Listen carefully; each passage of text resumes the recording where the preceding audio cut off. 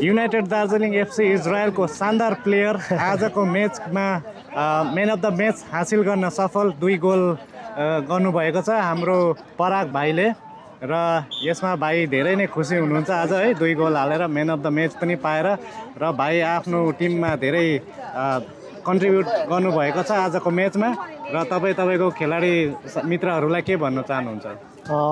पहिला सुरु त आजको जितमा धेरै खुसी छु है। हामी सेमिफाइनलमा अघि बढ्न सक्यौँ। भोलि हुन्छ त्यो म्याच।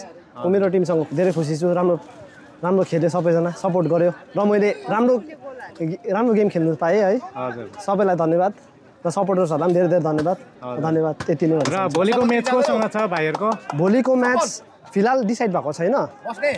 यो लायन्स तेलअभिभ र रकोबत एफसी खेल्छ। जोली चाहिँ हामीसँग पर्छ सेमिफाइनलमा।